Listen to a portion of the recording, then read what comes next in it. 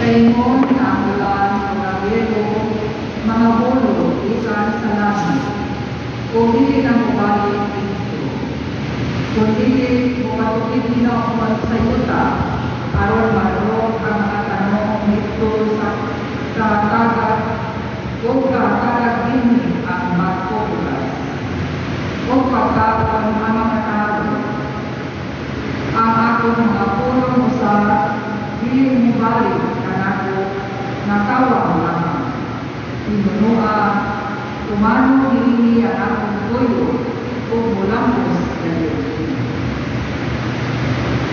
Ang tuyo sa Diyos.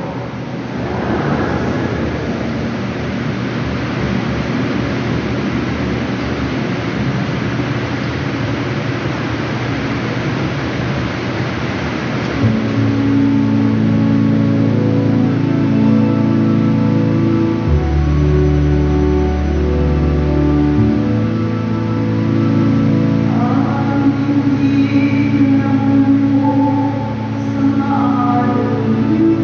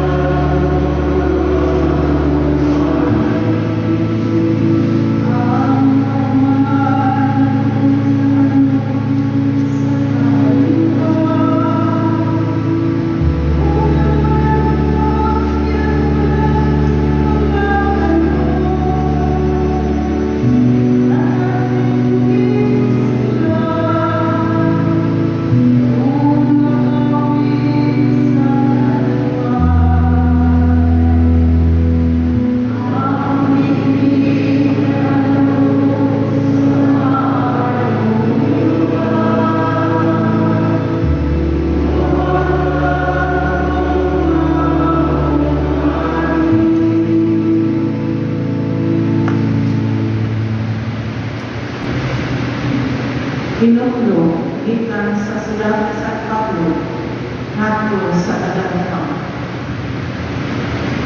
Iisip ko na ang atong mga pag-antos niining panahon dili kayo ikatani sa himaya ni padayon ko niya kanato.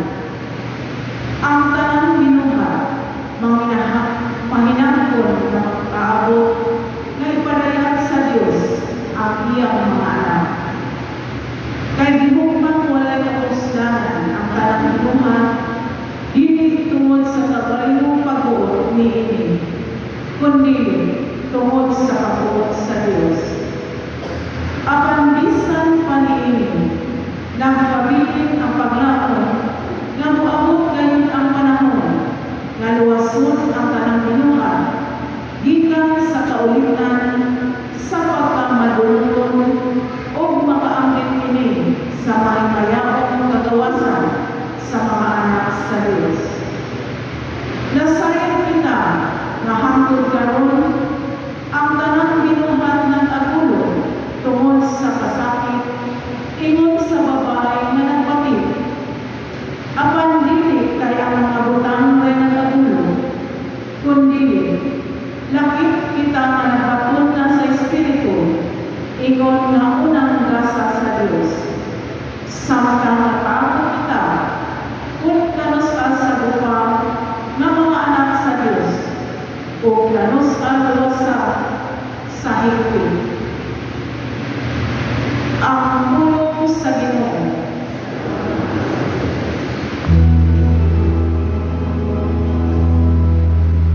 Ginoo manaamin ninyo. Pagbasa gikan sa Santos Evangelio sumala ni Mateo. Yana naglawag niya si Jesus sa balay o giadto sa langit sa langaw. Gilingkod siya dito aron magtudlo. Dagan tayo ang mga tao nga miabiro kanila tungod ini bisakay siya sa usa ka sakayan gilingkod samtang ang mga tao dito nagbalog sa lapihan. Bigamin siya mga sambingay aron pagtulog ilang daghang nga utang. Ingon siya may usa ka tao nga miadto sa uba aron pagpugas. Sa pagsapod niya sa binig, pipilan ini dito mahulog sa biyanan o giapon ang mga langgam o daruga ini. Ano ba nahulog sa yuta na batuod o nalurog dayon kay di man lalong ang yuta ini. Kapag pagsubang na sa adlaw, nalawos ang mga lingkod na tanong o kay wala man makagamot pag-ayo na nalayag dayon ini. Ang ubang pagkabitbit ito nahulog sa dapit sa mga sampinit. Nalubog ang mga sampinit o ilumos sa mga dalong. Ang parang uban, nahulog sa mayong yuta o nanuhay. May nanuhay o tagatos, ang ubang nagkatuman, o ang ubang nagkatuan. Umingon si Jesus ko sa pamatik kamo kung kamo doon ay dalunggan. Unya mga tinunang iluon ng isusod na magana kaniya. Nganong magamit ka magsampingay inisulti mo kanila. Sa Isus nito pa. Ang pagkatinago sa ginaringan sa langit, ipadayag ka kaninyo, kung wala ipadayag kanila. Kaya ang adunay iya, budangan pa, aron iya ang labaw sa iyang ginahanglan. Apan ang tao na walay namot, kuha ang pagayog bisan dahil sa jutay kaliyahan. Ini ang katarungan na nagamit ako kung mga sambingay kung magsulti kanila. Kaya nagtanaw sila, apan dilit makakita. Kung namatay sila, apan dilit makadumog, di makasagot. Usa, natuman ang panagna ni Isaías. Bisag usaon ninyo pagmamati, dilit ka mo makasagot. Bisag usaon ninyo pagtanaw, dilit ka mo makakita. Kaya hindi mga tawanan kahit ulo. Isambungan nila ang ilang mga dalunggan o itiyok ang ilang mga mata. Kaya hindi sila buod makakita o buod mga dumog. Kaya tingali ko niya makasabot sila o pabalik kanako o sila akong mayuhon ng imo ng Diyos. Apan kamo, pagkabulahan ninyo, kay makakita ang inyong mga mata o makanuog ang inyong mga dalugan. Inyong dumikinigas ng mga propeta o ng mga tao sa Diyos na po kayo kita matanaw sa inyong nakita. Apan wala sila makakita o babati unta sa inyong mga dumog, apan wala sila makapati. O sa pamati ka mo, usap na ninyo ang kaulugan sa sampingay ng tungod sa pagtutugas. Kartong nakadungog sa mensahe ng tungod sa ginalian, apan wala ang kasabot, ini, mao ang binhi na nahulog dito sa agianan.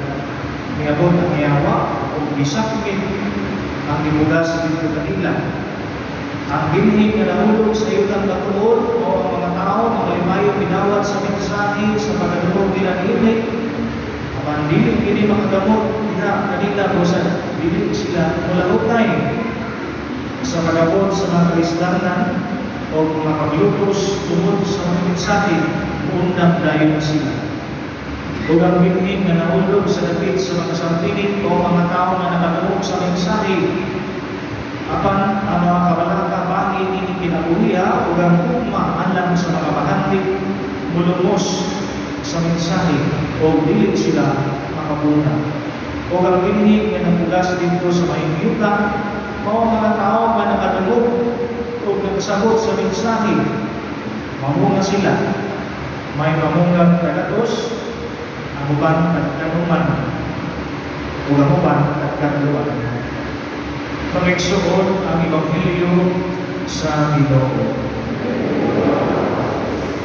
May buntag sa tanang nagsuon,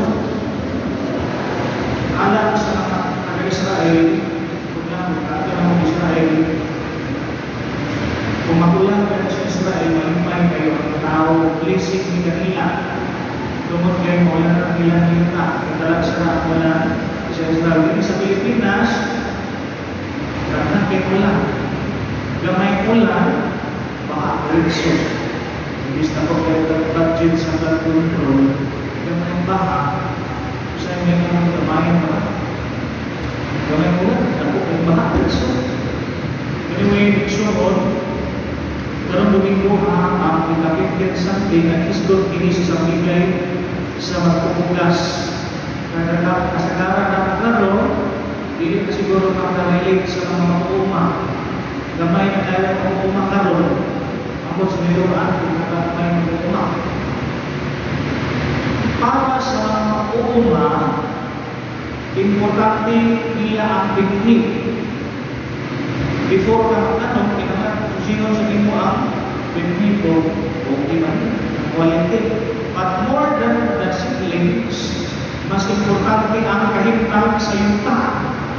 Kaya useless ang siblings, useless ang binhi kung ang imong yuta katangnan, matuon, ugang, gati.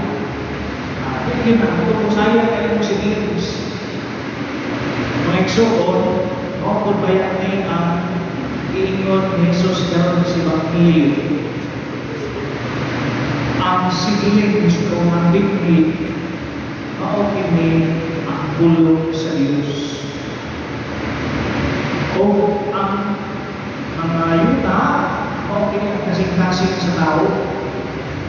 Mao ni kasing-kasing nato klase sa mga tao ang itanong diha sa yuta. Di ang imong epektibo ang akto ang itanong kung ang yuta, kanintang sa yuta, dili maayo. O sa ining ikapit Sunday, ano na ito ang punto sa Ebanghelyo na atong manituglugan sa kinabuhi. Una, punto na nagsuon ang Ginoo isip ko sa kapagpugas. Wala din siya nakakapuyan sa ining pagpugas sa mga binhi. Ang mga pugas kaya utang din ang mga binhi kaya pugas din sa kayuta. Nahulog sa klase-klase ng mga hintang. Adunay mga siblings na nahulog dito sa mga bato. O nanunod tayo, kaya hindi mga ang hintang ini. Kapan ano na po yung mga pinili niya dito na hulog sa mga yuta o namuhay. Kasi klase ni na mga yuta, huwag pasabot ni Nexoon, ang Ginoo wala gikapoy sa paghatag sa iyang hulog, sa iyang gumpa, kanatong kananan. Kusay kita rin kapuyan, kita rin kapuyan, kapantay mo, kung maminaw ganit tao ganit mga balita, mga chismis, o ubat ng mga indot, ng mga kalibutan, gusto kayo mo tingin ka ng atong dalungan. Pero kung maminaw ka sa ulong sa Ginoo sa kapuyan ka, kapag tayo mga nagsuot, maminaw ka ng ulong sa Diyos. Ang nakatuluan na nakatipimuli ang ilang dalungan kung sa speaker, ay huwag na din mo may anak, ay anak ko ba yung sa una? Nakatipimuli, wow, hindi siya speaker, indon din. Kinahandan ini, pero ang ulog pa rin sa kanila. Hulog niya po sa Ginoo, mangigsoon, ang kahintang sa asing-asing sa tao, importante. Ano man, kaya gina, tubo ang ulog sa Diyos, gina, panamunga. Kung sa mangigsoon, importante din ay pinangat ang apoy nga ito, nalunggan. Aron kita trubo. Sa mingsoon, sa atong nagintang karon, sa ipantay mo, kamang mabingkanan, sige kaliyaw niyo sa mga anak pa. Sige balik-balik ka.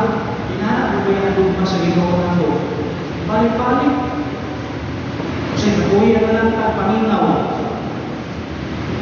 Pero, mantay na mga ikanan, wakil na kulan, sinyawiyaw sila mga Ginoo wala ko gigapuyan sa pagsakwa sa tulong nato tungod ang Diyos o maon o maluloy o kita nato ang tulong sa Diyos din sa mga sakramento nato sinabi kada adlaw sa sakramento sa Eucharistia, sakramento sa ining pagpapaulisan. Ikadaw po mga punto atong matutunan din sa atong Ebanghelyo, pinigkahitan sa kasing-kasing sa tao. Nakabantay mo maigsoon, kung ang ato itang dalungan, kung ato may itapat, ang kung makimo, hard. Maawa yung dalungan, kung ito lang itapat, manimo, hard. Usahay ang minaw ka, ganit, tulugan din sa yung lapos bikas. Pero kung kapag galing na siya, himlog kayo kasunta, kung mangatong papaminaw, ulog sa singkasing, tutubo, pinilita. Yung sure, pero kapag kung papaminaw, okay lang, ganit, ako sa upan, ibig ang tutubo. Ano man? Kaya sana yung ganyan, may klaseng-klaseng ang singkasing ng tao, ano ba din ang singkasing, Bili sa isang istorya, dahil ay ano man, tulong sa gano'n. Isang-isa ko yung gusto ko na magpasayo na lagi, yun yung lagi tungkol sa gano'n mo. Hindi na kapasayo. Ano man, nagbabang ang gano'n niya. Bili sa tupapa o istorya, speaker sa tupapa, minsan pag mga nindot ng international speaker, kung ang kahintang sa kasing-kasing sa tao, ilit ang balik, aron magdawat, iinig, kaya nakapalina, gago, mga kasuko, ilit ang tubo, isang pag-iisa ang mga speaker na isa man kailan yung nandun kayo mo apat ng mga to. Diba? Kayo ba na lipay kayo, luta kayo mga ito, appreciate na ito, malipay na. For distilling kami ating mga problema. Distilling kami, sulayin kami ng ilang kinabuhi. Do you think na ito yung nakamanawan ang apply sa kinabuhi. Maybe some of us na na-appreciate sa mga talk, sa mga wali, sa mga pari, na-appreciate na ito, hindi ko lang. Pero kung wala kayong na-apply sa kinabuhi, makainom na mawala paglalabog na ito. Useless, gihapon na ito, pag-paminaw. Useless, gihapon ang diminig. Mga dingon, danig sa pag-ibangilyo, na gagman at nakadumog sa mensahe, ay tunod sa gingarita sa Diyos, ang binig na hulog sa ita, ang nabok ang magsulay, nabok ang kabalaka, nawang panganan. Kapag na mo yung tao na nindot tayo ka, nagbisan pa man, visualisyon natin, puso-puso yung mga pugit. Inuwan tayo ng bisan ko yan sa mga nila, ay hindi na pa po. Umakyan pugit na lang. Umakyan sa pagkamatay sa pugit na lang, nabok bagyong tingin. Mas out mo. Nalabot ko. Sunod ito, anak ko lino, ito isang mayor na nagubod sila. Murag, asa ng ilo, sa'yo makatungan, ay kami na nagsuon pa kami. Kaya, nagkansakan ka sa mga pagsulay, istingan yun ang inyong pagtuto. Sa'yo, masakit yung anak, i-realisis yung bala, sa kanagyan, namin na nagkangin na pagsulay sa kinabuhay kami. Kami ito, kanos na, atong pagtuto usa ng suon mo na may katulong na pumulong sa atong ebanghelyo karon. Inisip ko sa mga Kristiyano, dapat dili lang kita paminaw. Kita po mamurag kita. Daghan nato karon nagsimba. Sagara dahil sa mga luntad, sagara magsimba ng mga doors, alam sa ibig parang mga gorgeous pa. Diba? Ako doon, kung parang ito, pagkalingon, ang bagya, sa isip ka katuloy na sa ilang mga katuliko, hindi ka katuloy, diba, isip na ako, congratulations. Eh, kanang may nana, alam sa, nagiging mo kung nanaming suon sa panahon karon. Pero it doesn't matter kung how long nabuhay gani ang pangutana kung inupo pa atong pagtuo atong ito. Mismo si Jesus, 33 years na lang. Daghan mga santos na hindi nakapintikan. Kita na idugay na rin sa simbahan. Kita adugay na nalangkat, kita adugay na nagsimba. Pinapunta na itubo na una kita. Namunga na una kita. O ini mabuka, di ba malipay kaya tama na itong mga anak. Nagkamot na ulit, hindi mo professional. Uy, hindi mo successful. Uy, di ba malipay ka? Kung ginabuka na ito pa. But more than that, ini katong pagtuo. Mas kumindot yung tayo, malipay ka. Kung hindi ka na ito, at anak, hindi lang na yung successful. Hindi lang na yung professional. Kung hindi mas nag-uul sa ilo, mas nag-uulan, kung makainom na, Lord, I am fulfilled. Kinao, maliwag ko ito. Nagpag-uo, ako sa Diyos, nagkakaroon sa danan, mag-uuhan sa dami ko sa iyo. Kung ang Iso Kristo yan natin, binunang, hindi panakot sa lalaki sa Espiritu Santo, yan ang nagpaniyo ganito. Ang sakit sa ulo, Porcio Milagro, ilaksan sa krus ng tayo ng Lord. Ipagsan sa maraming tayo, sa inyo kaanlaw na manhaw, isaka sa langit, ilagay ko sa Diyos yung lamahan, ang walga sa tanan. Ikalito, bakit siya na pagkakot sa mga buhay sa mga pinatay. Ako sa Espiritu Santo, sa Santa Iglesia Katolika, sa kapitan sa mga santos, sa pasayuan sa mga sala, sa magawa sa awas o sa inuuling dahil. Muna ko kinakaroon ng ito sa Ginoo, dala ang ato mga kampo. Pangayon nato na iyang tingog, magbango nato rin sa itong pagitupa sa Diyos o sa itong sa tao ng mga amahan, Pagkalimutin ang among pagkapagampo.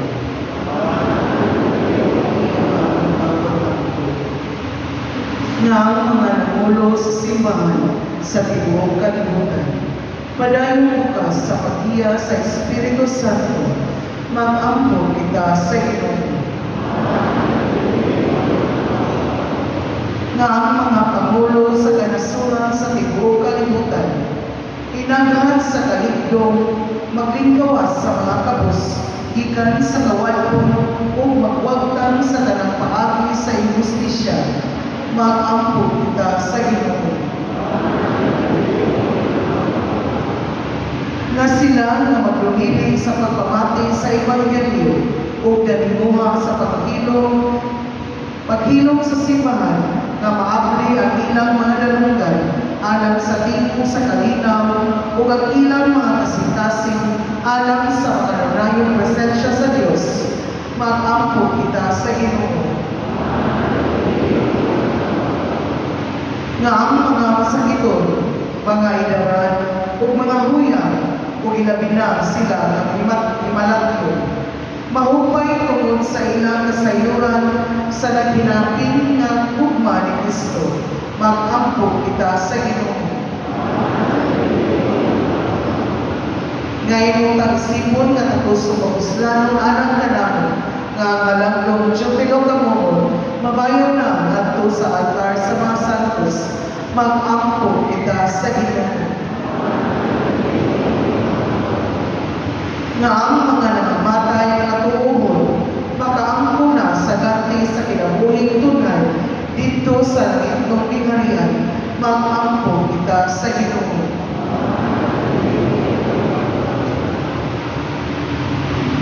Diyos sa mga mahal, ikaw ang magkalikod, panalikod, pagliha ng mga kasikasi, alam sa komunasya, sa iyong kanunay na ako masaya lang, buhaton ang among kabubukod, ang imong kabubukod. Piling among ibangayon, pinaging Kristo, ang Ginoo,